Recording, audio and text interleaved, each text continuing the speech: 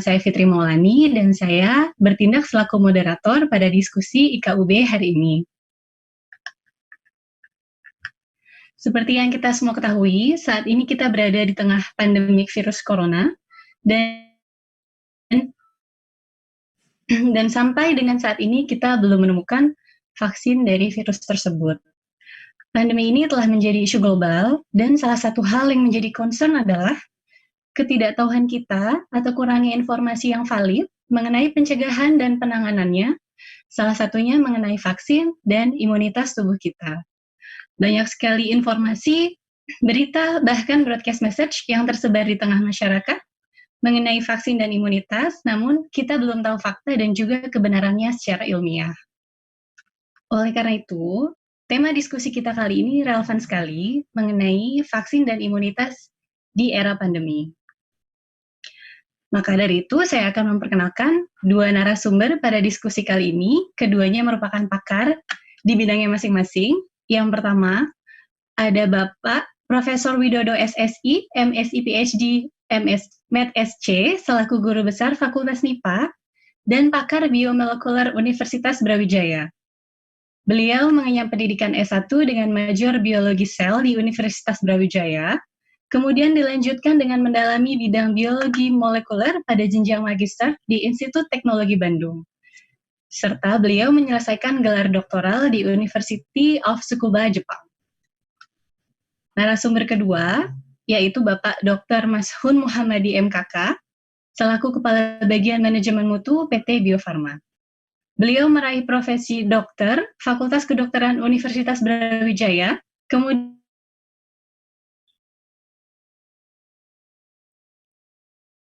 berhenti kenapa ya?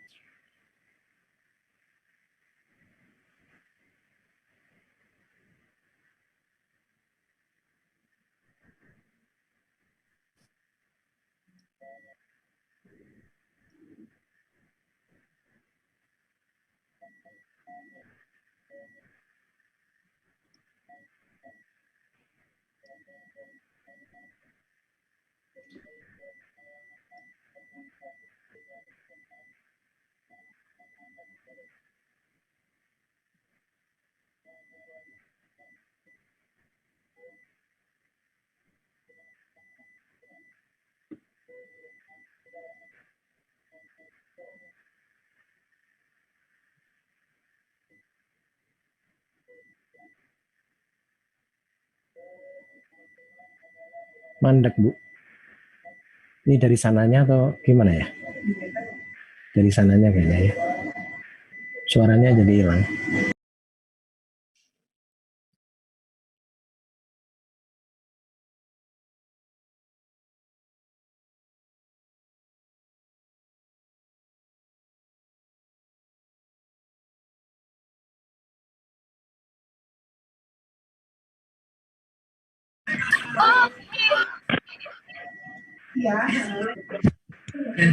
Ya, silakan Mbak Fitri.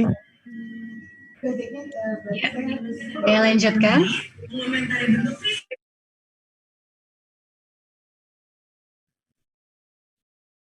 Oke, saya lanjutkan untuk narasumber kedua, yaitu Dr. Mashun Muhammadi MKK, selaku Kepala Bagian Manajemen Mutu PT Bio Farma. Beliau meraih profesi dokter di Fakultas Kedokteran Universitas Brawijaya, kemudian melanjutkan jenjang magister kedokteran kerja, lulusan terbaik tahun 2012, Fakultas Kedokteran Universitas Indonesia. Untuk alur diskusi kita kali ini, pemaparan materi akan diberikan oleh dua narasumber, masing-masing dengan waktu 15 menit, kemudian setelahnya akan ada tanya jawab dengan audiens.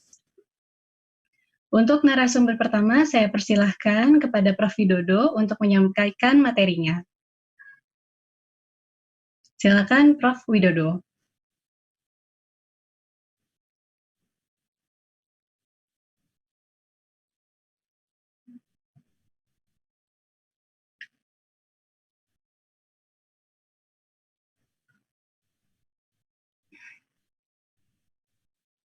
Bismillahirrahmanirrahim. Assalamualaikum warahmatullahi wabarakatuh.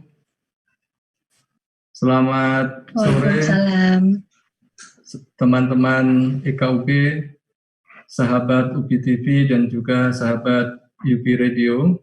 dimanapun Anda berada.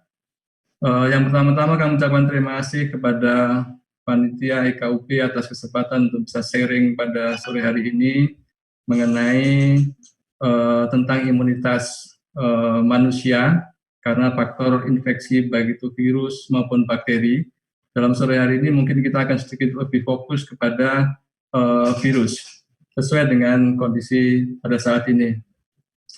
Rekan-rekan sekalian, bahwa kita sebagai manusia, kalau kita lihat di slide ini, kita hidup di dunia ini, ya, ini penuh dengan beragam makhluk hidup lain. Kita tidak hidup sendiri di dunia ini, tetapi kita hidup berdampingan dengan makhluk-makhluk hidup yang lain, entah itu hewan, tanaman, dan juga tentu banyak sekali termasuk juga bakteri, virus di antara kita. Dan kita tidak mungkin lepas lari menghindarkan makhluk hidup lain termasuk virus dan bakteri. Bahkan di dalam tubuh kita, ya, di usus kita ini, kita memiliki triliunan bakteri yang kemudian bersama-sama bekerja sama dengan tubuh kita juga untuk menghasilkan kehidupan bersama. Nah, inilah sebuah fakta bahwa kita tidak hidup sendiri dan makhluk hidup yang diciptakan oleh Allah, baik virus, bakteri, selalu ada manfaatnya. Di sisi lain, meskipun ada beberapa bakteri maupun virus yang dianggap patogen oleh manusia, bisa jadi karena kita tidak tahu manfaat tersebut. Nah, kemudian saya lanjut kepada yang lagi hot topic sekarang tentang virus, yaitu virus corona. Dan kalau kita lihat di beberapa reference, di beberapa media, saya yakin Bapak Ibu sekalian, rekan-rekan sudah paham betul tentang virus corona ini. Cuman ini saya sedikit untuk merefresh bahwa ketika virus corona hinggap masuk ke dalam tubuh manusia, maka yang paling utama melalui peredaran pernapasan. Dari pernapasan itu kemudian hinggap di paru-paru kita. Nah, begitu sampai paru-paru, nah virus ini dia akan berikatan dengan suatu reseptor yang ada dalam sel paru-paru. Ketika dia berhasil berikatan dengan reseptor di sel paru-paru ini, kemudian virus masuk ke dalam sel, ke sini, dan kemudian melepaskan RNA-nya atau genomnya. Dari situ kemudian virus bekerja membajak sel-sel, membajak organel-organel dan juga komponen sel yang ada di dalam tubuh manusia.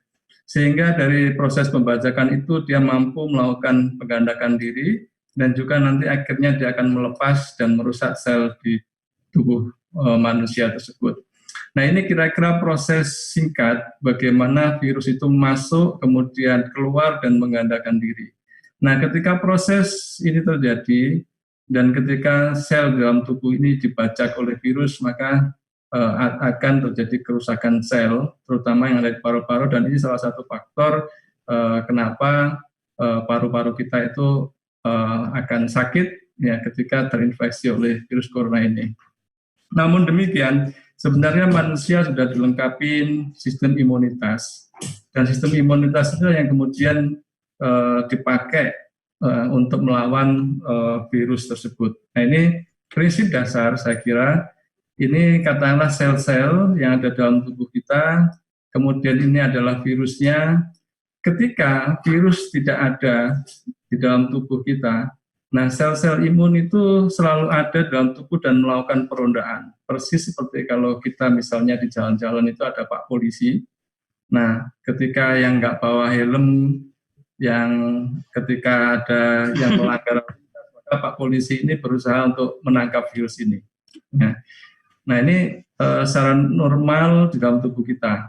Nah, namun ketika si sel imun ini dalam jumlah sedikit, ya, sehingga ketika ada virus ada, maka dia tidak terdeteksi, maka virus bisa langsung masuk ke dalam sel. Nah, ini sebagai contoh misalnya kalau ini virusnya langsung masuk ke dalam sel, ini pun sebenarnya di dalam tubuh kita masih punya sistem pertahanan. Dengan apa? Bahwa ketika sel itu kemasukan virus, maka sel dirinya sendiri ini dia memiliki pertahanan dengan mengeluarkan protein-protein kecil. Dan protein-protein kecil ini yang kemudian dikirim keluar, yang kemudian akan memanggil sel imun atau Pak Polisi lah. Katakanlah kalau misalnya ini ibaratnya rumah, kalau rumah ini ada sesuatu, ya entah misalnya pencurian dan seterusnya, maka dia bisa nelpon Pak Polisi, Pak Polisinya kemudian datang untuk mencari tahu apa yang terjadi di rumah tersebut. Nah, kira-kira demikian juga sel imun di dalam tubuh kita.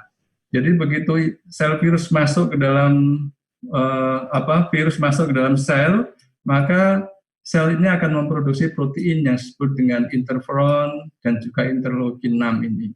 Yang kemudian dia akan menarik sel-sel imun yang lain untuk bekerja membunuh virus, demikian juga untuk menghasilkan antibodi untuk membunuh virus ini. Nah, kira-kira itu adalah konsep dasar bagaimana virus ini bekerja melawan tubuh manusia, dan tubuh manusia memiliki mekanisme pertahanan untuk melawan virus.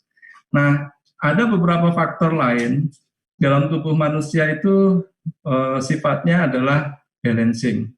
Kalau tidak terjadi konsep balancing, biasanya dalam tubuh kita itu kemudian menyebabkan apa yang disebut dengan disease atau penyakit.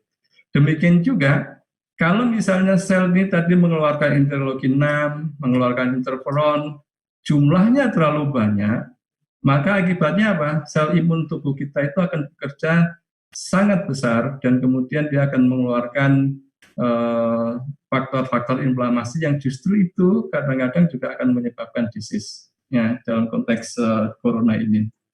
Nah, Bapak sekalian, bagaimana strateginya agar sel dalam tubuh kita itu masih bekerja seimbang? Nah, ini intinya saya tadi coba berpikir meresum kemungkinan-kemungkinan yang kita bisa lakukan agar sistem pertahanan tubuh kita itu tetap seimbang, tidak kurang dan juga tidak lebih.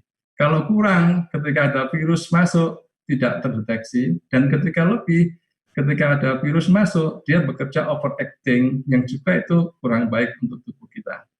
Nah, dalam konteks ini ada beberapa hal yang kita bisa lakukan, strategi menjaga sistem pertahanan tubuh yang kemudian saya singkat menjadi tidak bosan. Ya.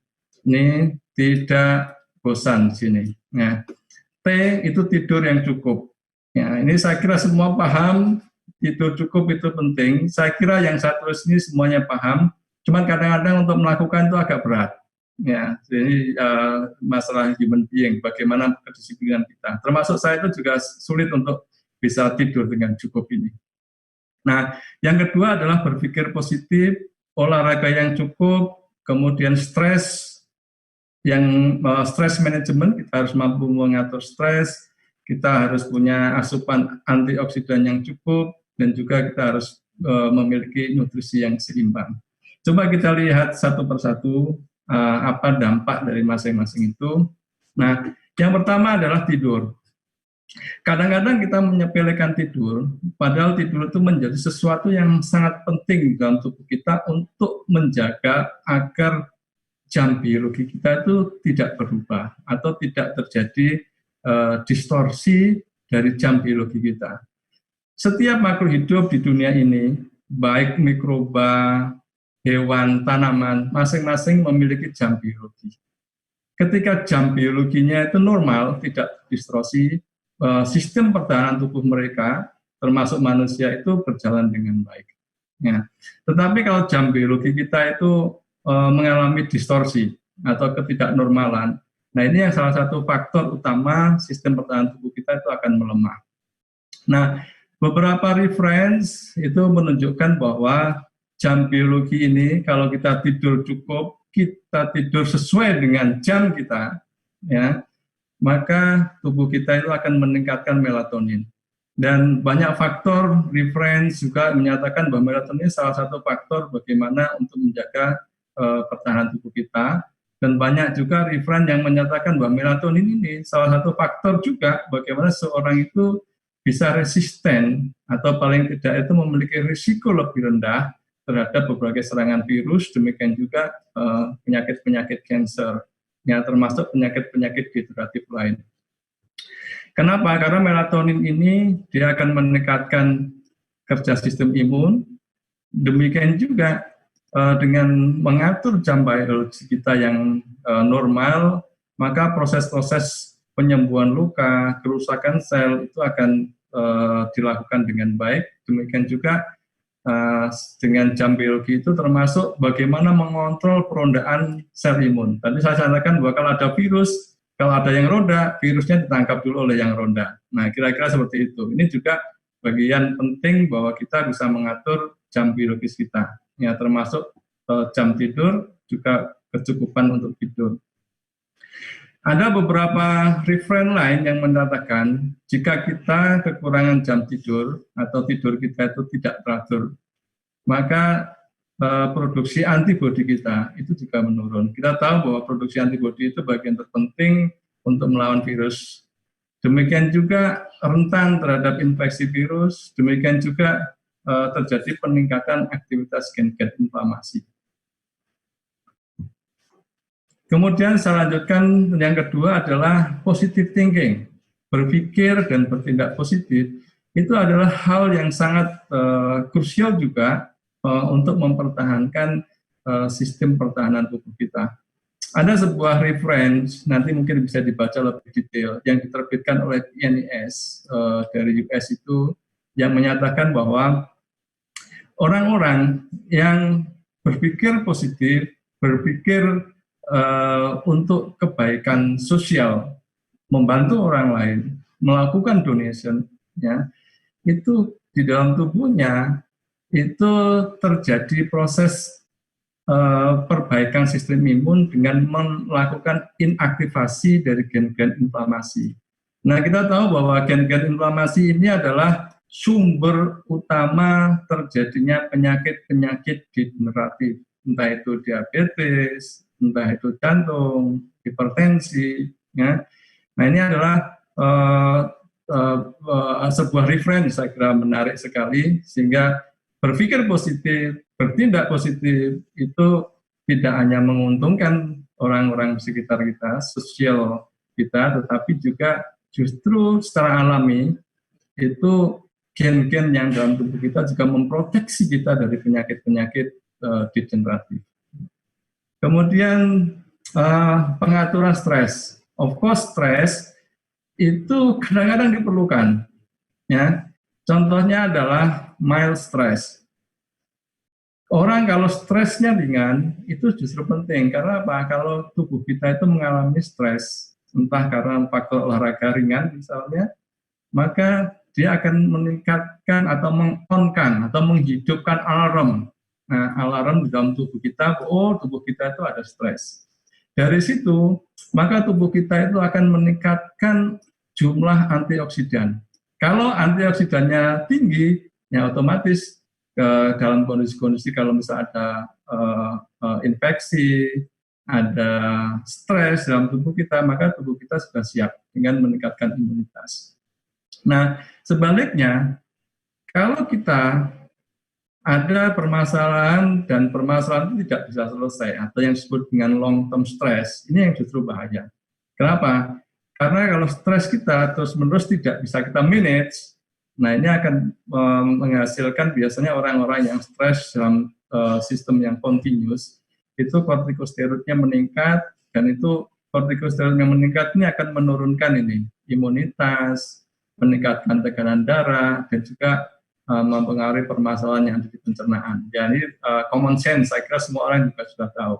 Nah, tetapi bagaimana caranya kalau kita stres, tetapi itu di break, ya, tidak terus-menerus stresnya, tetapi stres di break, boleh lagi nanti suatu saat kalau misalnya ada permasalahan belum selesai, masih ingat lagi, masih stres lagi, tapi harus di break terus. Nah, ada beberapa reference, ya, yang kita bisa pakai untuk melakukan breaking dari stres kita. Yang pertama adalah kita bisa mengkonsumsi suplemen dari herbal. Saya kira di Indonesia itu cukup banyak suplemen herbal yang kita bisa pakai untuk releasing stress. Olahraga, ini banyak reference juga yang mengkaitkan tentang berdoa, yoga, sholat, berpuasa, dan tentu aktivitas-aktivitas positif yang lain. Dengan demikian akan terjadi penurunan tingkat stres, dan demikian akan tetap mempertahankan sistem imunitas dalam tubuh kita. Yang selanjutnya adalah antioksidan. Nah, antioksidan ini kadang-kadang kita salah berpikir bahwa antioksidan itu harus selalu kita konsumsi dari luar. Tidak selalu demikian. Kenapa? Karena secara alami tubuh kita itu sudah bisa menghasilkan antioksidan sendiri. Ya. Nah, ada sebuah protein, ini protein yang paling terkenal, yang namanya NRF2. Ini adalah istilahnya itu yang bagian tukang ronda untuk antioksidan kita. Kalau misalnya kita lagi terpapar senyawa beracun atau kita lagi menghirup udara dari knalpot ya yang mengandung oksidatif ya. Nah, itu protein ini kemudian dia jadi on. Nah, ketika protein ini on, kemudian dia mengaktifkan gen-gen di bawahnya, yang mana gen-gen itu langsung akan bekerja aktif untuk memproteksi sel agar tidak rusak. Ya, jadi salah satunya adalah glutation. Ya, itu salah satu gen-gen atau komponen-komponen antioksidan alami yang dihasilkan oleh tubuh kita. Ya, jadi tubuh kita sudah prepare antioksidan itu sebenarnya. Cuman ketika antioksidan alami dalam tubuh kita itu kurang, maka kita kadang-kadang perlu minum ini, ya, minum antioksidan dari luar. Ya, bentuknya bisa macam-macam. Yang paling gampang kita bisa minum kopi, kita bisa minum teh, itu adalah bentuk antioksidan kita dalam tubuh. Ya, untuk preventing atau menjaga just in case antioksidan tubuh kita itu mengalami penurunan, sehingga dengan mengkonsumsi minuman yang mengandung antioksidan akan menjaga tubuh kita lebih baik. Yang selanjutnya adalah nutrisi yang seimbang. Saya kira ini semua juga sudah menjadi common sense. Ya, cuman tapi kadang-kadang kita tahu kadang-kadang tidak bisa mendisiplinkan diri untuk bisa melakukan mengkonsumsi makanan yang seimbang. Ya, mungkin selama ini kita mungkin terlalu fokus ke sini. Ya, karbohidrat, protein, ya, ini esensial, ini juga penting. Tetapi yang paling penting juga untuk meningkatkan daya tahan tubuh adalah kita harus mengkonsumsi sayur, buah-buahan dengan cukup. Kenapa? Karena dalam sayur dan buah-buahan itu adalah antioksidan ini, kemudian ada antibakteri dan antivirusnya, ya, kemudian juga bisa dipakai untuk modulasi dari imun sistem. Ya, saya kira nanti kita bisa diskusi banyak terkait vegetable untuk nutrisi tentang imunomodulator ini. Demikian juga kalau tidak mau sayur, tidak mau vegetables, tidak mau fruits, buah-buahan, ya kita bisa mengkonsumsi suplemen. Ya, suplemen juga. Cuman kalau kita mau fokus, kita untuk suplemen yang tepat untuk COVID ini, bisa dicari suplemen-suplemen yang setidaknya dia memiliki 3 activity ini. Dia ada antiviralnya, dia ada antiinflamasinya, dan dia juga bisa membantu untuk respirasi. Nah, ini beberapa skenario orang untuk terapi COVID-19. Nanti mungkin untuk vaksinnya Dr. Mason akan banyak memberikan penjelasan. Ya, ini sekedar tadi ada beberapa pertanyaan dari teman-teman. Apa mungkin terapi dari plasma itu bisa dipakai alternatif untuk terapi corona? Saya tadi baca dari jurnal PNAS ini ada sebuah penelitiannya. Saya kira tapi penelitian ini masih sifatnya dasar atau masih perlu melakukan penelitian ulang. Tetapi konsep-konsep seperti ini sudah lama sebenarnya diterapkan untuk berbagai penyakit disease, untuk penyakit-penyakit infeksi yang lain. Nah, konsepnya bagaimana sih terapi plasma ini? Jadi terapi plasma ini diambil dari pasien yang mana pasien itu sudah sembuh karena faktor infeksi virus ini. Nah, kalau seseorang diinfeksi virus, maka seorang itu biasanya mengeluarkan yang disebut dengan antibodi. Ya, antibodi itu biasanya gambarnya begini itu, ya, antibodi. Nah, antibodi yang ada dalam tubuh ini biasanya masih mengalir di darahnya, ya, sehingga darahnya diambil, kemudian diambil plasmanya, yang mana plasma ini juga mengandung antibodi terhadap virus ini, dan plasma ini kemudian ditransfer ke pasien. Ya, pasien. Nah, dari hasil penelitian yang saya baca tadi ini orang dari Cina yang kemarin mencoba itu, dari 10 pasien itu menunjukkan sebagian besar itu memberi efek positif. Ya, jumlah virusnya berkurang, titer antibodinya meningkat, dan hampir semua mereka juga mengalami perbaikan dari segi klinisnya. Jadi ada potensi besar memang. Cuman untuk melakukan terapi ini tidak mudah. Ada beberapa parameter lain yang kita masih ingat. Pertama adalah safety. Ya, safety ini. Kenapa? Karena seseorang ini yang diambil plasmanya ini, kita ngambil plasmanya, ngambil antibodinya, juga bisa jadi ngambil bakteri, kuman, mungkin virus yang ada di dalamnya juga.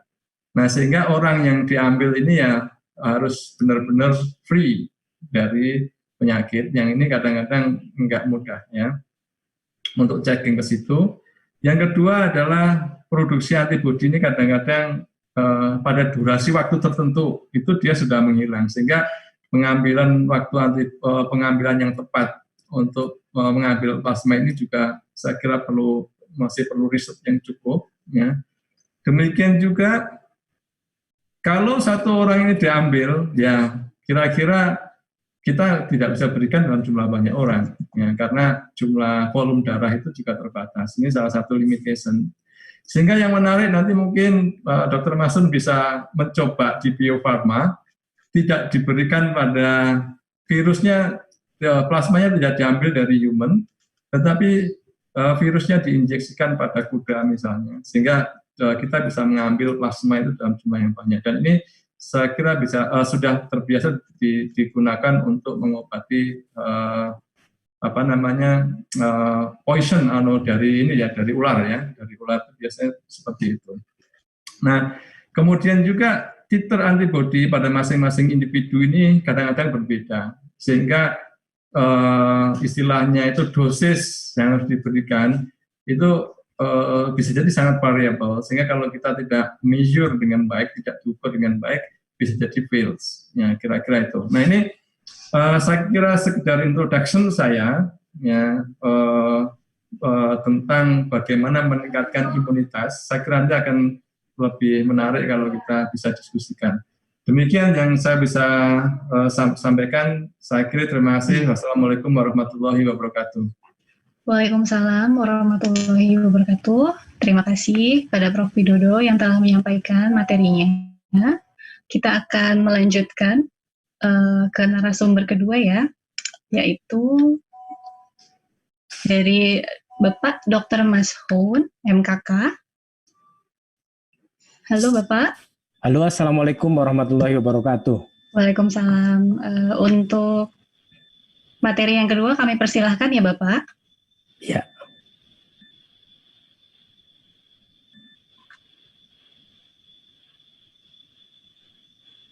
Bu, ada dua. Ya, sambil menunggu Dr. Mashun, mohon agar para peserta dapat mengaktifkan videonya ya, supaya bisa menyaksikan presentasi dari narasumber kita. Bagaimana Bu, sudah kelihatan? Sudah kelihatan ya? Oke, sudah muncul ya? Iya. Ya, baik. Boleh Bapak, dipersilakan. Selamat sore sahabat UB-TV, teman-teman dari IKUB, Sobat UB Radio, Bapak Ibu sekalian, yang terhormat Prof. Widodo, dan Mbak Fitri Maulani ya, Pak Fitri Maulani sebagai moderator. Terima kasih atas kesempatannya. Jadi saya akan menyampaikan paparan sebagai bahan untuk diskusi dengan judul manfaat vaksinasi bagi peningkatan kesehatan masyarakat. Juga nanti saya singgung sedikit tentang pengembangan vaksin. Duh, nggak bisa Bu? Nggak bisa.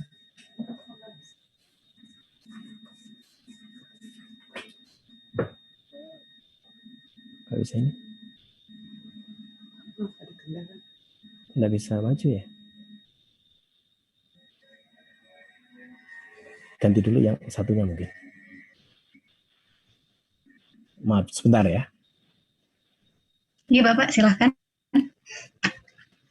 Yeah.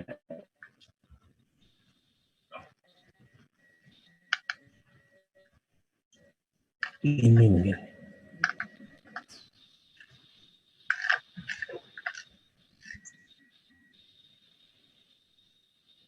Ya.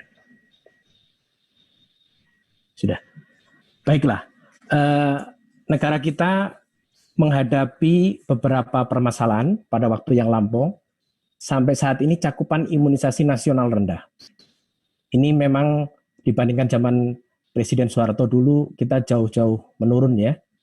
Nah ini terutama bukan karena tidak adanya vaksin. Ini program imunisasi nasional kita kurang berhasil di akhir-akhir ini, dengan bukti tahun 2017-2018 kita mengalami bersama wabah difteri waktu itu. Vaksinnya ada, petugasnya ada, tapi sebagian masyarakat masih belum mau menerima vaksin ini, sehingga menyebabkan ada yang tidak divaksin dan itu menimbulkan titik-titik lemah di masyarakat dan terjadilah wabah waktu itu. Nah, saat ini kita menghadapi pandemi global COVID di seluruh dunia. Kalau ditanya negara mana yang siap, tidak ada satupun negara yang siap. Tidak ada satupun negara yang siap, termasuk negara yang maju sekalipun, itu tidak siap. Vaksinnya juga belum ada, sekarang sedang penelitian. Nah, bagaimana kesiapan vaksin dan obat? Ini menjadi pertanyaan. Vaksin, selain untuk vaksin terkait COVID, juga vaksin-vaksin yang rutin. Ini tetap diperlukan. Karena kalau program imunisasi nasional rutin ini tidak kita lakukan, nanti akan menjadi masalah baru yang akan sulit kita kendalikan lagi. Nah, sebelum itu kami perkenalkan, Bio Farma adalah BUMN yang sahamnya 100% milik pemerintah. Kami bekerja knowledge base dan research and development base. Karyawan kita 1.300 kurang lebih, dan semuanya warga negara Indonesia asli.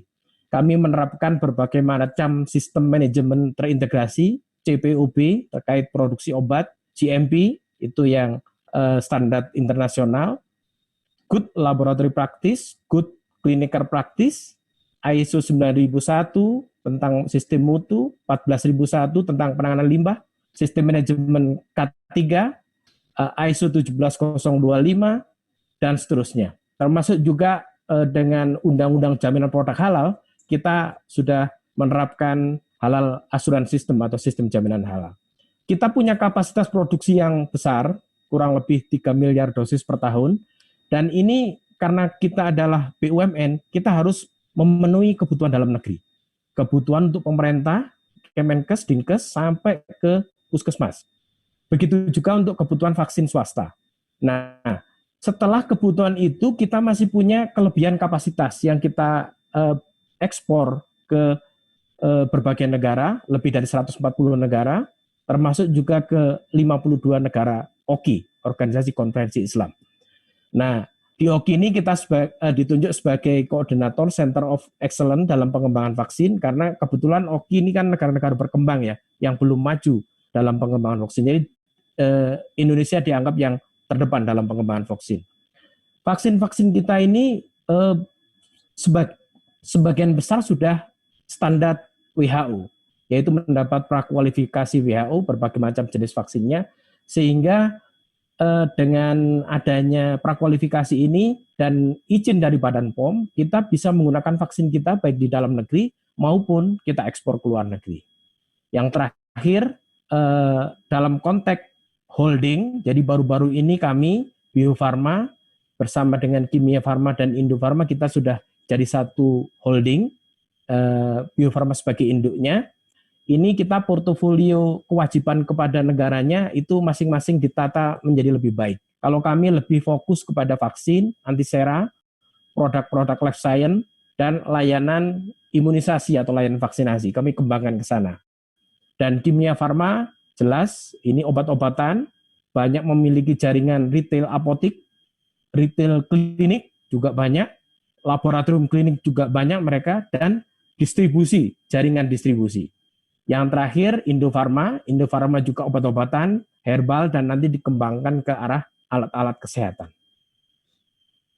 Nah, ini sepintas pada slide ini disampaikan saya update di Oktober 2019, ini ada 148 negara yang sudah menggunakan produk-produk dari Bio Farma, tentunya dengan catatan kebutuhan dalam negeri aman dulu ya. Ini biar tidak salah paham.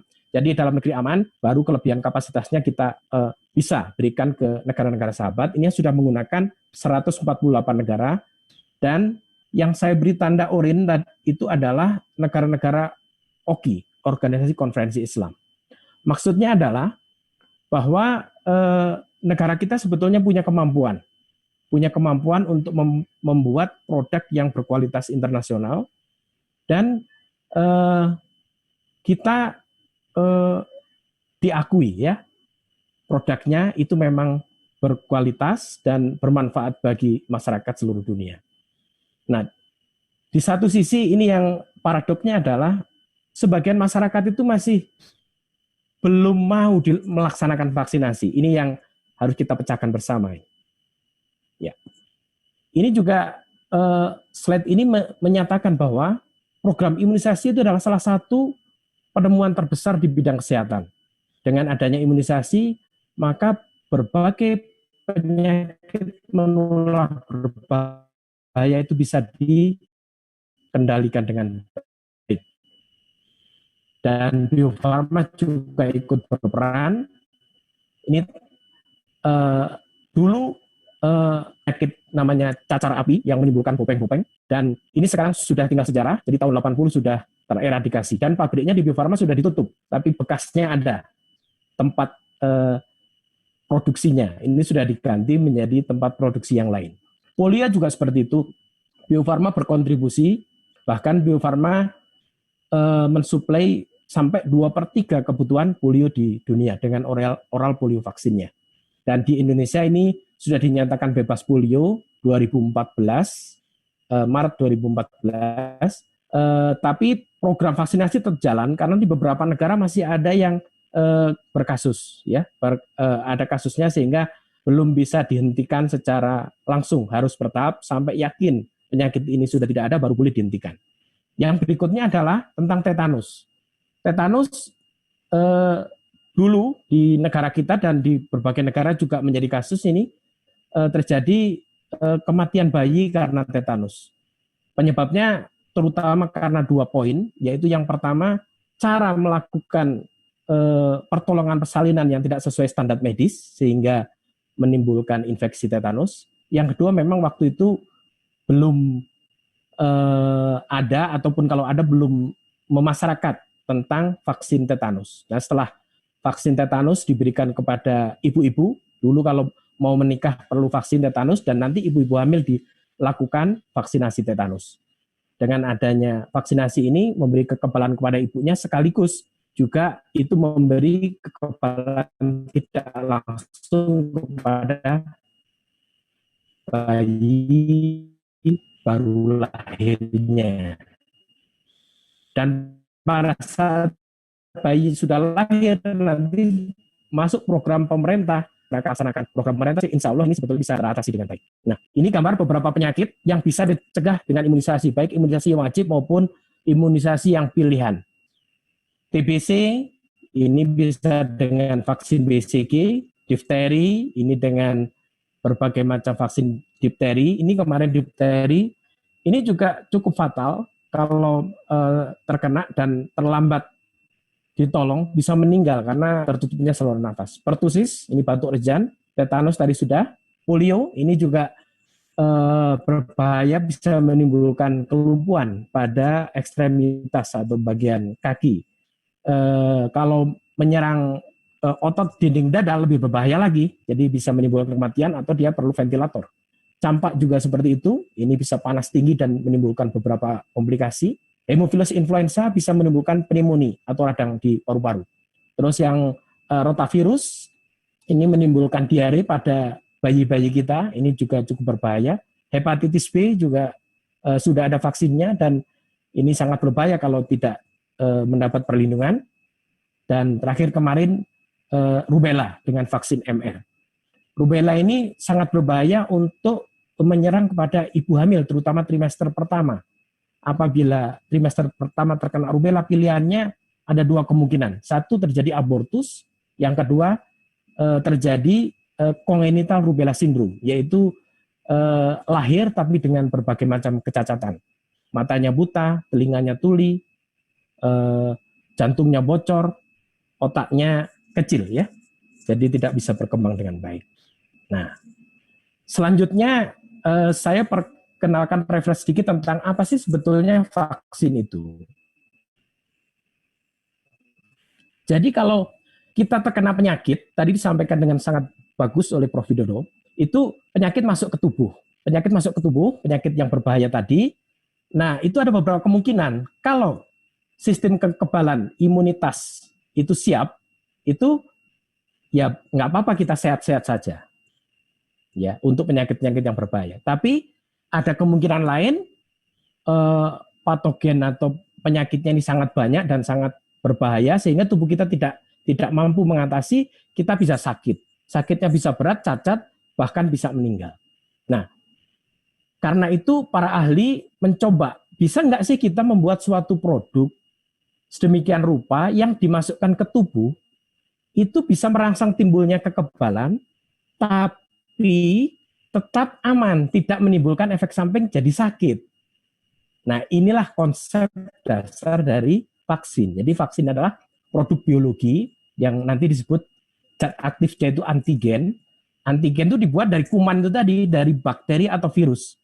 Tapi sudah diolah di pabrik sedemikian rupa sehingga dia sudah dilemahkan. Tapi bisa juga dia dimatikan, atau kita ambil komponennya. Komponen dari toksinnya kita inaktivasi menjadi toksoid. Itu sudah tidak berbahaya lagi, itulah yang dijadikan vaksin.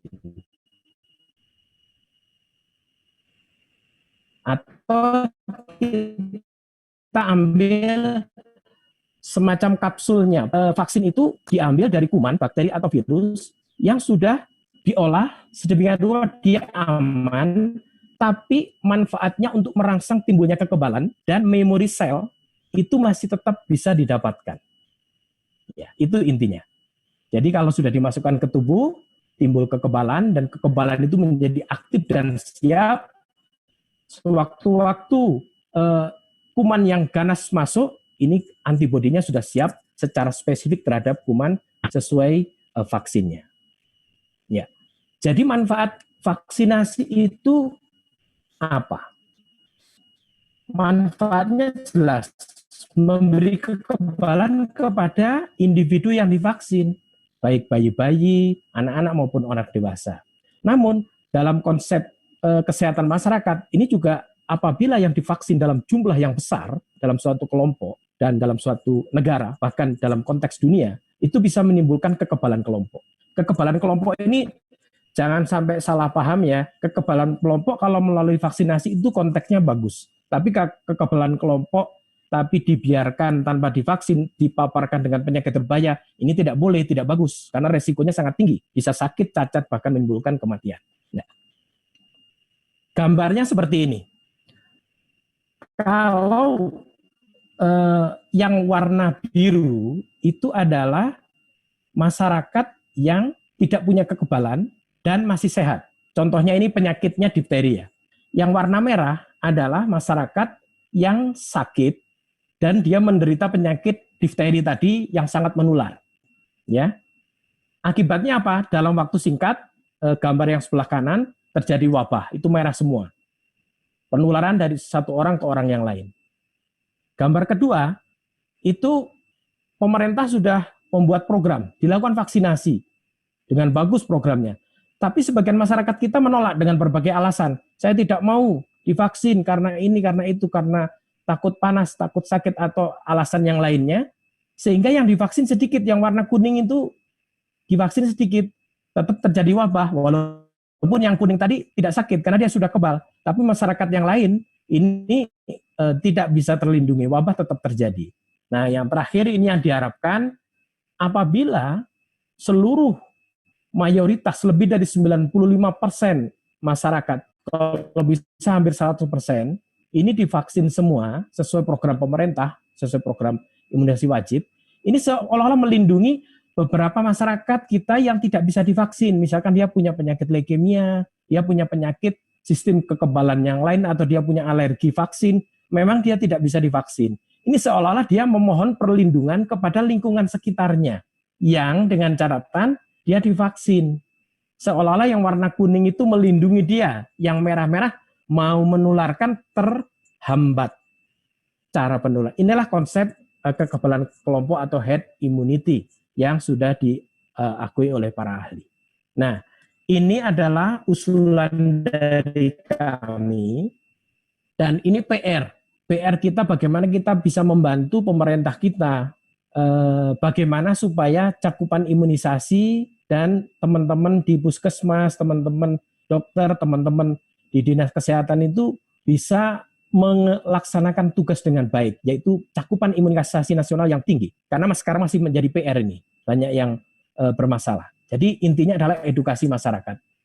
Tidak bisa kita seperti zaman Pak Harto dulu, itu dengan perintah semua seragam. Sekarang zaman reformasi seperti ini, dengan edukasi yang baik, dan masyarakat kita cerdaskan sehingga masyarakat mau melaksanakan vaksinasi dengan sukarela dan memahami. Kita harus melibatkan jelas dinas kesehatan sebagai leading sektor. Kami juga di belakang juga pihak sekolah, tokoh agama, ini perlu. Karena tokoh agama, fatwa dari MUI di pusat maupun di daerah itu sangat didengarkan oleh masyarakat. Ya, kalau agama Islam dari MUI, kalau agama Kristen dan sebagainya menyesuaikan dari pastor dan sebagainya. Tokoh masyarakat yang dipercaya ini harus kita gandeng juga. Dan komunitas, tentunya dari perguruan tinggi, banyak intelektual yang bisa bagaimana ini kita cara komunikasinya yang terbaik, cara pendekatan kepada masyarakat yang terbaik. Ini kami perlu masukan dan bantuan terus terang aja, karena ini menjadi PR dari khususnya Kementerian Kesehatan. Apa saja yang perlu disampaikan? Ini saya sudah coba menyampaikan beberapa poin penting tentang apa itu vaksin, apa itu vaksinasi. Vaksinasi itu proses pemberian vaksin sebetulnya. Manfaatnya apa tadi sudah saya sampaikan, baik kepada individu maupun kepada masyarakat. Dikaitkan dengan kekebalan individu dan kekebalan kelompok tadi, ada konsep kekebalan spesifik dan non-spesifik. Kekebalan non-spesifik tadi, sesuai penjelasan Prof. Widodo, itu kita harus membangun kekebalan non-spesifik dengan ASI, dengan gizi, dengan cukup istirahat, dengan susu mungkin, dengan sayuran, buah, dan sebagainya. Jangan stres, itu mampu membangun kekebalan non-spesifik, dan itu penting. Tapi untuk penyakit-penyakit yang sangat berbahaya, dan kebetulan juga sangat menular, dan sudah ada vaksinnya, ini bisa didapatkan melalui vaksinasi. Kenapa vaksinasi? Karena vaksinasi itu aman dibanding kita memaparkan dia dengan kuman yang liar di masyarakat. Berikutnya tentang keamanan, ini juga perlu dijelaskan, keamanan vaksin, KIPI dan sebagainya. Juga kita harus sampaikan isu-isu yang tidak tepat di masyarakat tentang teori konspirasi bahwa vaksin itu dari Yahudi.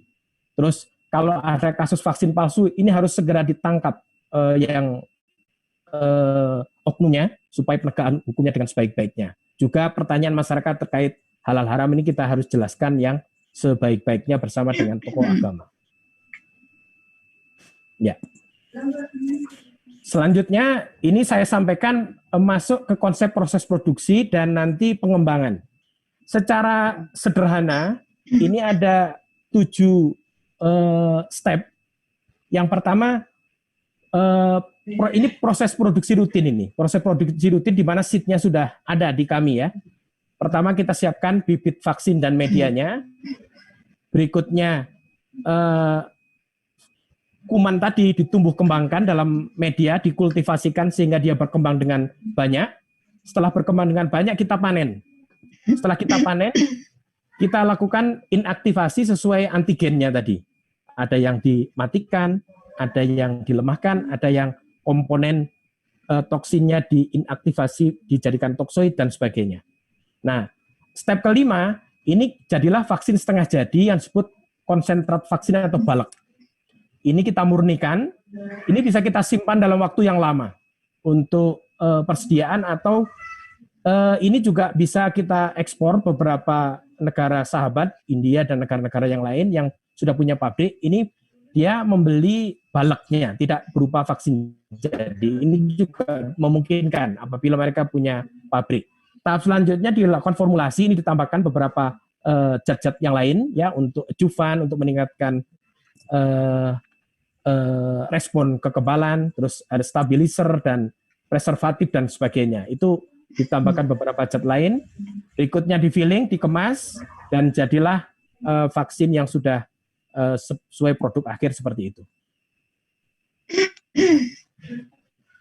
Ini saya sampaikan pengembangan vaksin secara normal lama sekali, bisa 10 sampai 15 tahun. Mulai dari menemukan penyakit dan mendesain seed-nya. Setelah itu kita mengembangkan antigennya apa. Kalau itu sudah dapat, kita mungkin uji preklinis di hewan untuk melihat keamanan dan titer antibodinya. Berikutnya kita lanjut, bila lolos lanjut ke uji klinis ke manusia dalam jumlah tertentu. Intinya kita lihat bagaimana respon antibodinya dengan dosis berapa, itu cocoknya kepada manusia, kekebalannya bagaimana, dan keamanannya bagaimana. Itu juga uji klinis. Nah, kalau sudah selesai itu semuanya lancar dalam skala laboratorium, sudah aman semua, baru kita berpikir dikembangkan dalam skala industri dalam jumlah yang besar. Di situ kita juga koordinasi juga dengan Badan POM kalau terkait kehalalan dengan Majelis Ulama Indonesia. Dari awal kita sudah berkoordinasi agar nanti di tahap-tahap akhir sudah tidak ada masalah. Nah, ini adalah normal. Kalau seperti ini terlalu lama, sehingga kami menginginkan kolaborasi dari berbagai pihak di sini. Kolaborasi dari universitas, lembaga penelitian, lembaga Eijkman, dan dari berbagai perguruan tinggi, termasuk dalam uji klinis atau uji preklinis. Ini beberapa pekerjaan yang sebetulnya bisa dipecah-pecah untuk mempercepat dalam penemuan ini. Dengan alim ulama itu perlu, dengan negara-negara OKI itu juga kami berkoordinasi terus-menerus. Ini kita perlu diskusi terus-menerus sehingga ini apa yang kita harapkan ini bisa berhasil tapi dalam waktu yang cepat. Jadi A itu adalah akademik, ya, perguruan tinggi, G itu government, pemerintah, Kemenristek, Kemenkes, Badan POM, dan sebagainya. Bisnis itu kami bisnis, tapi kami juga pemerintah, karena badan usaha milik negara yang 100% sahamnya milik pemerintah. Dan komunitas. Komunitas ini sangat diperlukan untuk penerimaan vaksin, karena sampai sekarang frame berpikir masyarakat sebagian ada yang belum bisa menerima vaksin ini sebagai suatu program pencegahan yang sangat bagus. Nah, yang terakhir ini apa upaya-upaya Bio Farma dikaitkan dengan pandemi. Dalam masa pandemi ini, kalau penanganan pandemi jelas Kementerian Kesehatan dengan konsep stay at home ya. Jadi jangan sampai seseorang itu kontak, berkumpul dan sebagainya, itu kita ikutin semua karena sampai sekarang itu menjadi salah satu program pencegahan. Karena virus ini sebetulnya intinya dia perlu hidup, nempel di makhluk hidup. Ya. Bakteri, difteri juga sama kemarin itu. Dia sebetulnya itu. Tapi bagaimana kalau sudah ada vaksinnya kita vaksin, kalau belum ya kita coba mencegah jangan sampai terjadi penularan dari satu orang ke orang lain dengan pakai masker dan seterusnya. Nah di sini di luar itu semua sesuai tugas perusahaan yang dibebankan kepada negara, kami juga melakukan beberapa penelitian yang terkait vaksin ini baik di dalam negeri maupun di luar negeri. Kita mana yang lebih cepat. Jadi dengan dalam negeri juga kita lakukan koordinasi dan kerjasama dengan membentuk konsorsium, dengan perguruan tinggi, dengan Kemenristek, dengan Litbangkes, dengan lembaga Eijkman. Ini juga kami koordinasikan terus. Dan yang kedua dengan luar negeri, negara-negara sahabat kita juga kolaborasi juga mana yang lebih cepat, karena kita tidak tahu kapan ini nanti akan berakhir, bisa cepat, bisa agak lama, tergantung juga kedisiplinan masyarakat ini untuk melakukan WFH dan sebagainya. Ini intinya adalah kita harus mendapatkan seed vaksin. Kalau yang dari luar negeri ini kelihatannya dia sudah secara skala laboratorium dia sudah dapatkan seed vaksinnya. Nanti kita cross check juga dengan kami di Bio Farma, dan tinggal nanti diharapkan di 2020 bisa lakukan uji klinis. Ini masih ongoing prosesnya. Kalau semua sesuai, kita berharap moga-moga di 2021 itu sudah skala industri sudah bisa kita inikan. Tapi ini kita pantau terus perkembangannya ya. Ini di lapangan kadang-kadang kesulitannya. Tapi ini semua pakai fast track ya, pakai fast track. Tidak yang normal. Yang normal tadi pasti 10-15 tahun. Ini pakai fast track. Tentunya kami koordinasi terus dengan Badan POM dan bila diperlukan internasional dengan WHO. Tapi ini cukup dengan Badan POM dan dengan mitra kami. Nah, yang ketiga, plasma konvalesen, betul Prof. Ini dengan lead RSPAD, Prof.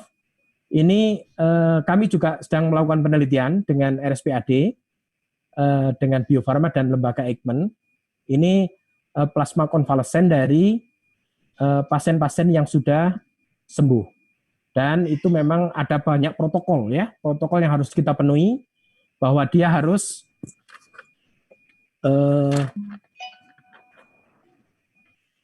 ada ethical clearance-nya, ada lolos komite etik dulu, dan persetujuan pasien jelas, protokol pengambilan sampelnya juga harus dilakukan. Ini dengan UTD RSPAD Jakarta. Pasiennya harus dipastikan tidak ada gejala klinis dan sehat, dan dia sudah hasil PCR-nya negatif 2 kali berturut-turut, serta pasien tidak menggunakan ventilator, jadi yang betul-betul terkena positif tapi tidak parah-parah banget gitu. Dan tidak memiliki penyakit menular lain. Ya, ini nanti dari UTD sudah dicek hepatitis B, hepatitis C, HIV dan penyakit menular lainnya itu dicek semua. Berikutnya juga kita akan lakukan cek di Bio Farma ini titer antibody. Titer antibody-nya itu akan kita cek. Dan itu harus melampaui protective level-nya sehingga ini nanti bisa diberikan. Tapi problemnya itu betul. Tidak akan bisa banyak kalau ini. Seberapa banyak sih plasma yang bisa kita dapatkan sehingga nanti pasti selektif sekali indikasinya, dan ini kami koordinasikan RSPAD dan Kemenkes nanti. Dan uji-ujinya dilakukan di Bio Farma sama di lembaga biologi molekular Eijkman. Nah, yang lainnya di Kimia Farma dan Indofarma ini juga mereka bekerja keras menyediakan obat-obatan yang terkait COVID, tapi bukan drug of choice. Kami juga menyiapkan vaksin untuk program. Ini selain itu tetap harus cukup alat diagnostik, baik yang PCR dan non PCR. Kalau belum ya kita impor, dan kita berupaya mengembangkan lainnya, kit-kitnya, dan kita juga mengembangkan lab mobile BSL. Mungkin itu untuk bahan diskusi. Terima kasih. Assalamualaikum warahmatullahi wabarakatuh. Waalaikumsalam warahmatullahi wabarakatuh. Terima kasih Dr. Mashun. Ini menarik sekali ya Pak, mengenai plasma. Ini betulkah merupakan gagasan dari Pak JK ya, 1 atau 2 bulan yang lalu? 1 bulan ke depan, apakah ini bisa menjadi alternatif yang lebih baik Pak, dibandingkan dengan vaksin yang mungkin waktunya masih belum tahu ya, kira-kira mungkin 1 atau 2 tahun ke depan baru bisa ditemukan? Ke siapa ini? Ke saya atau ke Prof? Ke saya ya? Ke Dokter Mashun. Jadi, ya. Kalau saya lihat, ini dari segi kecepatan kemungkinan besar lebih cepat. Ya, kemungkinan besar lebih cepat. Namun demikian memang jumlahnya pasti tidak sebanyak kalau vaksin. Kalau vaksin kan bisa diproduksi secara skala pabrik yang jumlahnya banyak. Ya, kalau ini pasti kan sangat tergantung jumlah donornya. Dan donornya tadi ada beberapa persyaratan seperti saya sampaikan. persyaratannya sangat ketat. Kalau tidak memenuhi syarat, titer antibodinya kurang, atau mungkin ada penyakit-penyakit tertentu yang tidak memenuhi syarat, tentunya tidak bisa jadi fail, gagal, itu dijadikan sebagai plasma yang akan diberikan kepada resipien. Oke, Pak, ini ada beberapa pertanyaan dari audiens kita hari ini. Ya, oke, ini ada beberapa pertanyaan dari audiens kita hari ini. Boleh ya nanti dijawab oleh dokter atau Prof. Widodo ya. Yep. Yang pertama dari Bapak Susetyo Jauhar Arifin. Berapa lama perkiraan produksi vaksin COVID-19? Lebih cepat mana antara penemuan vaksinnya dengan redanya wabah ini?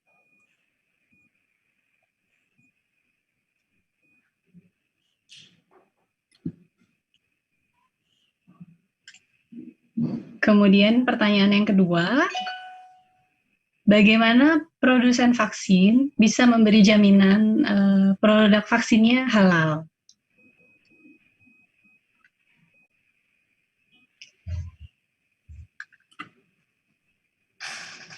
Dan pertanyaan ketiga, ini dari Bapak Hafiz Darlim.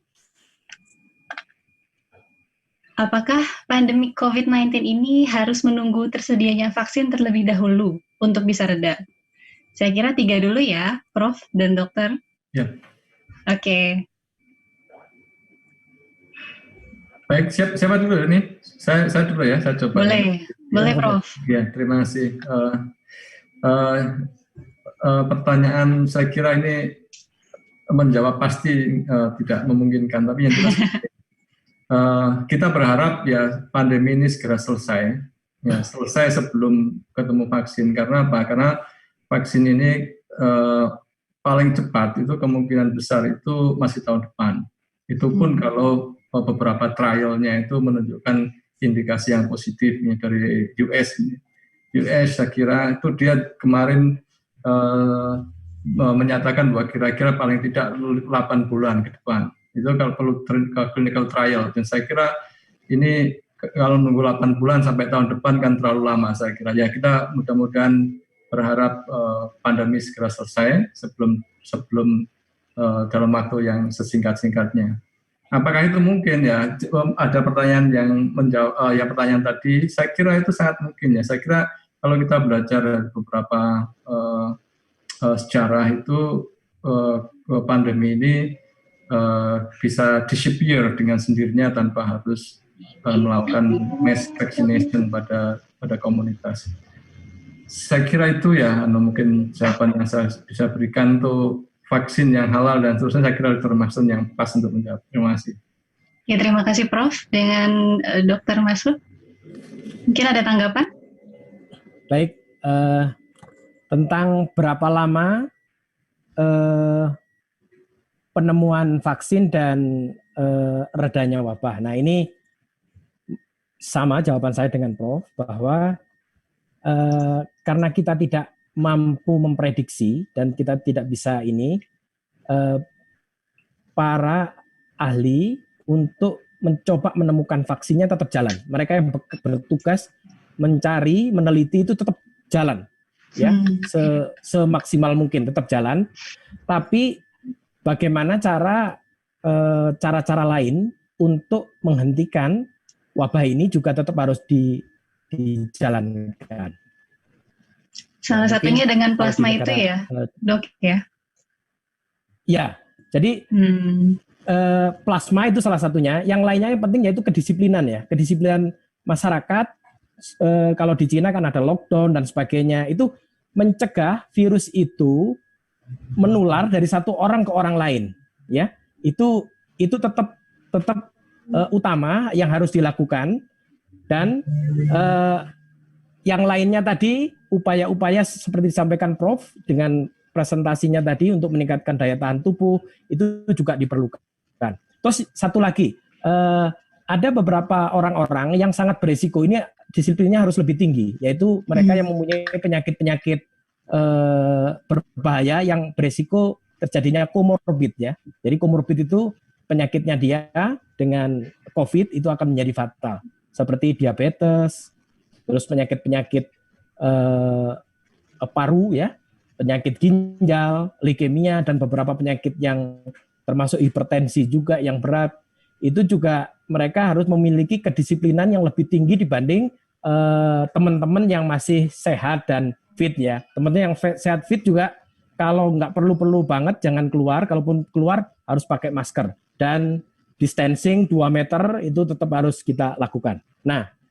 upaya-upaya yang lainnya yang teman-teman dari Kimia Farma tentunya menyiapkan obat-obatan support seperti vitamin C, obat-obatan antibiotik, ya, azitromisin, hidroksikloroquine, dan obat-obatan yang lain yang sambil jalan juga dilakukan penelitian obat apa yang pas ini sedang dilakukan penelitian juga. Tapi itu juga tetap dilakukan. Jadi antara pengobatan itu dilakukan, termasuk plasma ini. Plasma ini kategorinya juga terapi tambahan, itu juga tetap dilakukan, semoga cepat, dan ini bisa membantu paling tidak sebagian yang kasusnya yang berat-berat itu diutamakan. Baik, terima kasih dokter. Ini juga ada pertanyaan lagi nih, karena kan kita harus meningkatkan imun tubuh kita nih, seperti yang dipaparkan Prof. Widodo tadi ya. Ini ada pertanyaan dari Ibu Erni Sulistianingsih. Apakah benar COVID-19 ini bisa dicegah penularannya dengan mengkonsumsi probiotik atau herbal? Seperti itu. Mungkin bisa dijawab Prof. Widodo.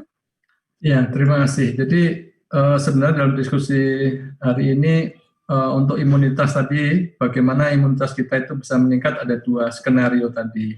Yang pertama adalah imunitas spesifik, yaitu dengan vaksin yang harus dikembangkan tadi.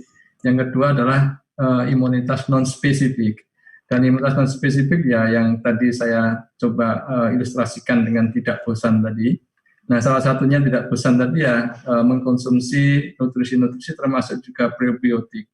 Cuman memang itu tidak ada garansi karena itu tidak spesifik. Ya, karena nggak spesifik ya tergantung pada sejauh mana efektivitas hal-hal yang dilakukan itu mempengaruhi imunitas tubuhnya. Ya, kira-kira seperti itu. Ya, kalau itu mungkin, sangat mungkin saya kira, sangat mungkin, tetapi memang garansi 100% itu tidak ada karena non-spesifik sifatnya. Berbeda kalau pemberian vaksin yang sifatnya spesifik, itu ya garansinya mungkin nggak 100%, mungkin 90% mungkin bisa seperti itu. Oke, terima kasih Prof. Ini ada pertanyaan lagi dari Bapak Devri Werdiono. Apa yang membedakan virus corona ini dengan virus-virus lain sehingga di mata publik terlihatnya kok sulit sekali ditemukan obat atau vaksinnya?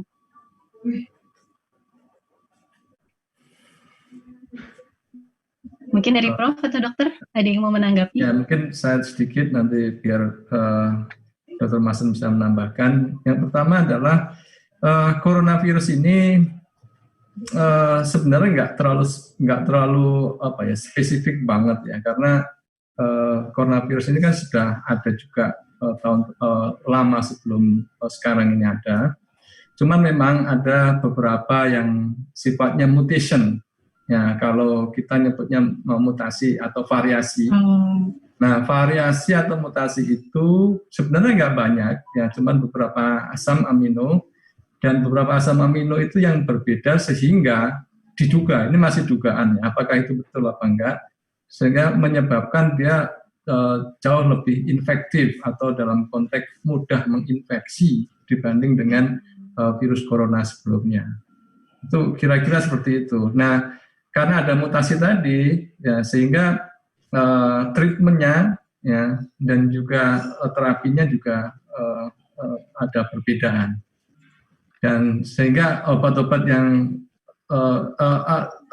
sulitnya itu kan karena sifatnya baru, ya, karena novel tadi, sehingga riset ke situ tuh belum pernah dikerjakan sebelumnya. Nah, ini salah satu saya kira tantangan dan mengkhawatirkan, sehingga proses-proses pengkhawatiran ini sebenarnya kan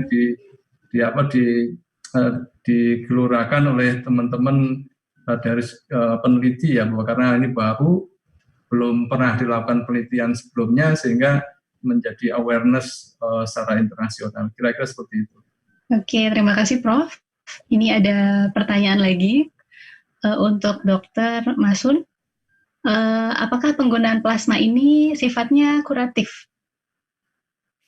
Dari Mbak Ines Handayani.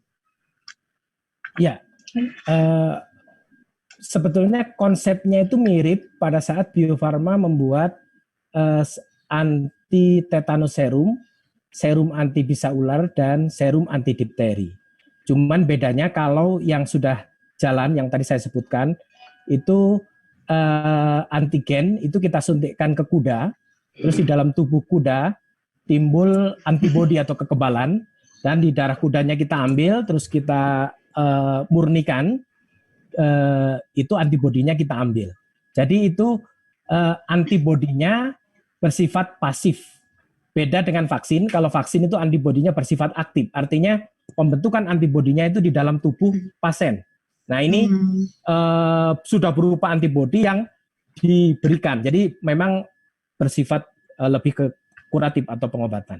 Nah, perbedaannya kalau yang plasma ini kan dari manusia ya, nggak melalui kuda dulu, dari manusia yang langsung gitu ya. Jadi yang kita konsepnya hampir mirip. Saya tadi punya utang yang jaminan terkait kehalalan, dari maaf, jadi kelupaan ya.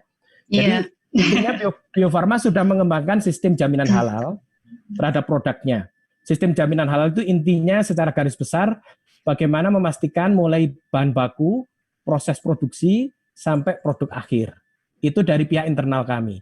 Nah nanti apabila kami sudah siap, secara kesisteman kami sudah mendapat sertifikat dari MUI untuk sistem jaminan halal, tapi per produk itu harus didaftarkan. Nanti akan diaudit per produk.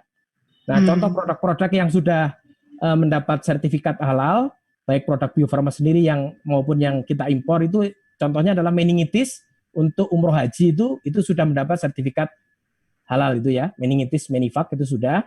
Terus berikutnya yang vaksin BCG itu juga sudah dapat sertifikat halal, dan ini kami masih proses nih vaksin influenza flu bio, masih on proses. Jadi tentunya kita sampai auditor yang menentukan, dan nanti vaksin-vaksin yang lain ini juga kami siapkan. Artinya kami dari pihak perusahaan kooperatif, dan kita berkoordinasi dengan Majelis Ulama Indonesia untuk mendaftarkan. Nanti bagaimana hasil akhirnya, apakah bisa dapat sertifikat atau keluar fatwa, itu dari Majelis Ulama Indonesia. Itu yang bisa kami sampaikan.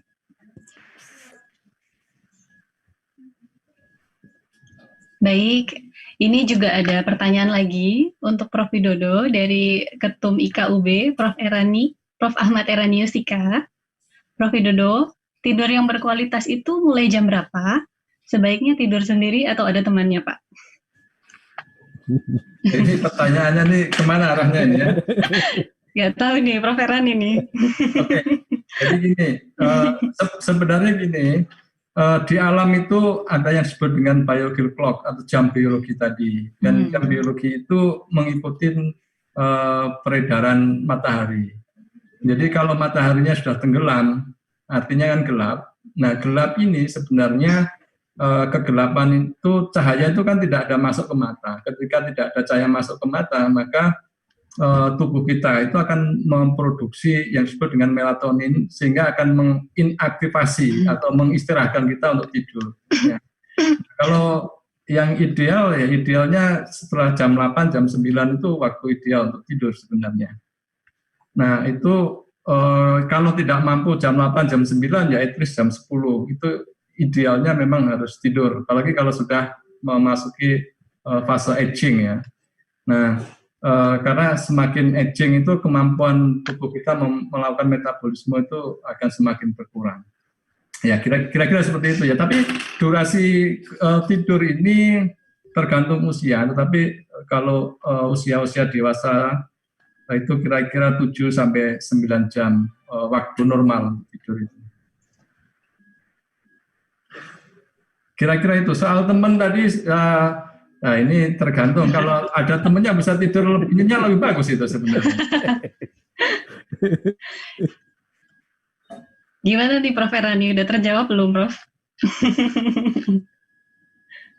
Oke, saya mau mengajukan pertanyaan lagi nih dari Bapak Budi. seperti yang dijelaskan tadi, virus COVID-19 ini kan menyerang sistem kekebalan tubuh manusia. Kemudian apabila sistem kekebalan tubuh tersebut sudah meningkat, apakah nanti virus COVID-19 ini bisa bermutasi lagi, kemudian menjadi lebih reaktif daripada sistem kekebalan tubuh kita yang sudah meningkat sebelumnya? Dan apakah kita bisa terkena kembali COVID-19 ini? Iya, mungkin ini pertanyaan-pertanyaan yang kritis saya kira. Terlihat pertanyaannya kritis semua ya, Prof. Dok. Apa namanya? Memang bahwa saya kalau melihat data yang sekarang ada di dunia itu sekuen yang saya lihat mulai yang ditemukan di Wuhan sampai sekarang di Amerika, di Eropa, itu memang ada kecenderungan mutasinya tinggi untuk corona ini. Nah, mutasi yang tinggi itu tergantung apakah mutasi yang tinggi itu nanti akan bisa escape atau menghindar dari imun tubuh kita apa tidak. Itu sangat tergantung di mana letak mutasinya. Kalau misalnya mutasinya, terutama mutasi yang pada envelope atau pada permukaan virus yang dipakai untuk binding, ya, yang akan dikenali antibodi, dia mengalami mutasi sehingga antibodinya nggak mengenali lagi, maka ada kemungkinan juga orang itu mengalami yang disebut dengan reinfection atau infeksi kedua pada jenis yang berbeda atau yang mengalami mutasi itu. Tapi itu kalau mengembangkan konsep yang disebut dengan apa namanya tadi vaksin spesifik ya. Tetapi ya makanya idealnya vaksin spesifik sama non spesifik tadi ya dua-duanya harus kita lakukan, sehingga kalau yang spesifiknya tadi fail atau gagal mengenali karena ada faktor mutasi dari virus, tetapi kalau unspesifiknya itu tetap kuat, ditempatkan tubuh kita, insya Allah ya tetap akan kuat melawan virus yang masuk yang kedua kalinya. Saya kira itu ya. Oke, baik Prof. Ini dari audiens, apakah ada lagi yang ingin ditanyakan? Ini saya baca masih banyak itu pertanyaannya itu. Ya. Masih banyak. Ini oke, mungkin kalau masih ada waktu saya sedikit menjawab beberapa pertanyaan termasuk penggunaan herbal ya. Ya, boleh Prof, silahkan. Jadi gini, saya bukan klinisi, saya bukan dokter, saya nggak tahu bagaimana terapi atau treatmentnya pada pasien secara langsung. Cuma saya membaca artikel-artikel yang banyak dipublish oleh teman-teman dari Cina. Itu memang salah satu terapi, itu dia menggunakan modern drug, tetapi rata-rata dikombine dengan herbal medicine-nya atau obat-obat tradisional Cina dia. Jadi salah satu faktor virus ini menyebabkan keganasan atau ke tingkat keberbahayaan ya, itu karena virus ini ternyata mampu menstimulat overreaksi dari imun tubuh kita, sehingga imun tubuh kita itu sendiri yang mendestroy atau merusak tubuh kita sendiri. Nah ini terjadi kenapa? Karena overproduction dari sitokin yang dikeluarkan oleh sistem imun tubuh kita. Sehingga pemberian beberapa herbal yang sifatnya antiinflamasi atau drug-drug yang sifatnya antiinflamasi itu dari beberapa referensi dinyatakan memberikan bantuan yang sangat positif untuk kesembuhan dari pasien itu. Saya kira itu tambahan saya. Baik, terima kasih Prof. Widodo. Mungkin ini dari ketum kita ada tanggapan. Selamat bergabung, Prof. Ahmad Elani. Iya, terima kasih. Tadi saya mau menanggapi tapi di-mute sama hostnya, jadi nggak bisa bicara. Gini, saya terima kasih sudah dijelaskan sama Prof. Widodo tadi itu. Cuma kadang-kadang kita nggak memiliki kemewahan untuk tidur jam 10 gitu ya. Hampir selalu tidur jam 12 atau lebih dari itu. Kalau untuk usia-usia seperti kita gitu gimana Prof? Tidur yang semacam itu apakah dalam kurun waktu jangka nanti menengah atau mungkin panjangnya itu memiliki dampak yang tidak bagus? Itu aja sih. Ya, saya kira saya nggak bisa melakukan judgement ya, tetapi dari beberapa referensi itu memang bahwa kalau kita tidur tidak teratur dalam konteks ini itu sebenarnya kita merusak jam biologi kita. Nah, kalau jam biologi kita itu mengalami distorsi atau ketidakteraturan itu, sehingga gen-gen dalam tubuh kita juga jadi tidak teratur. Nah, ketidakteraturan itu kemudian ada implikasinya kalau jangka panjang penyakit-penyakit degeneratif itu akan lebih mudah nampak kira-kira, akan lebih mudah muncul. Nah, memang bahwa ada beberapa referen lain yang menyatakan bahwa durasi tidur itu kadang-kadang tidak ditentukan juga lamanya, tetapi intensity dari tidurnya. Ya, dan beberapa referen itu menyatakan bahwa deep sleep itu kira-kira secara normal ya, general itu kira-kira terjadi antara setelah midnight, jadi mungkin jam 1, jam 2. Nah, itu deep sleep, sehingga diusahakan kalau kita nggak bisa tidur di awal waktu, ya paling tidak ya harus tidurlah jam 12 gitu, sehingga kita bisa menjemput deep sleep tadi, sehingga kita bisa bangun lebih segar. Itu saya kira minimum requirement saya kira untuk tetap kita bisa hidup sehat. Oke, matur nuwun Prof. Terima kasih.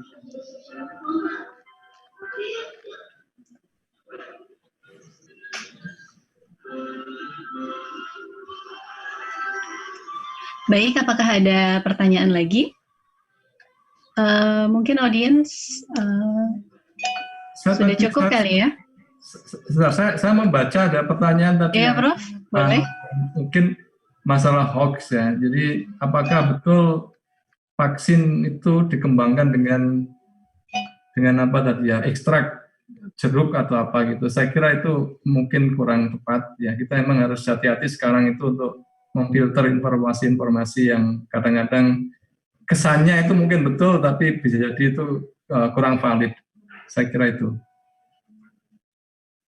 Baik, terima kasih Prof. Widodo dan Dr. Masun. Boleh saya minta tanggapannya dari Prof. Erlani untuk memberikan closing statement, Prof.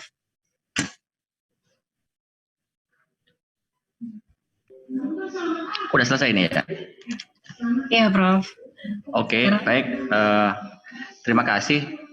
Yang pertama, kami dari IKUB menyampaikan terima kasih sekali kepada Profesor Widodo dan Dr. Masun yang sudah memberikan sedekah ilmunya kepada kita pada sore hari ini.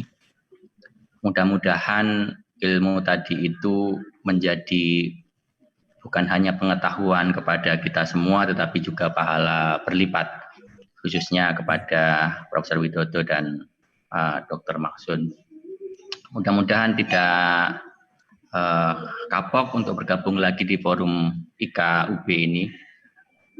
Berikutnya, kami juga mengucapkan terima kasih kepada partisipan. Ini ada beberapa yang saya lihat antusias dan terus mengikuti diskusi kita. Ada Bu Erni, ada Pak Herman, saya lihat Pak Herman baru saja memperlihatkan latar belakangnya di pantai, itu luar biasa. Terus ada banyak sahabat di sini yang saya sebagian mengenalnya secara langsung. Kemudian ada Pak Sekjen juga, Sekjen IKUB, Pak Arif, Mas Arif. Ini juga hadir. Kalau misalnya juga berbicara sepatah dua patah kata lah sebelum ini diakhiri. Jadi terima kasih sekali kepada semuanya yang sudah menyemarakan diskusi ini. Saya kira memang dari banyak informasi yang kita dapatkan pada sore hari ini, itu kita merasa sebagai makhluk Allah itu merasa kecil sekali gitu ya. Sekian banyak ilmu pengetahuan kita kembangkan pada sekian banyak disiplin ilmu, tetapi ilmu pengetahuan itu sendiri pada ujungnya juga tidak akan seluruhnya mampu memitigasi dan mengenali keseluruhan kejadian-kejadian alam ini. Saya kira ilmu ekonomi, ilmu sosial, ilmu hukum, antropologi, kedokteran, dan semuanya selama ini berkembang luar biasa cepatnya. Nyaris keseluruhan perkara-perkara hidup itu dikelola, dibikin mudah, tapi pada titik tertentu kita juga menyadari keterbatasan yang kita miliki. Nah, virus ini saya kira menjadi sebuah kesadaran baru tentang perlunya kita terus-menerus mengembangkan ilmu pengetahuan, mengenali gejala-gejala alam, sambil merefleksikan apa saja yang salah dari hidup kita selama ini. Nah, mudah-mudahan ini kesempatan yang bagus ya untuk terus-menerus menyikapi situasi ini bagi pembangunan peradaban termasuk pengetahuan di masa yang akan datang.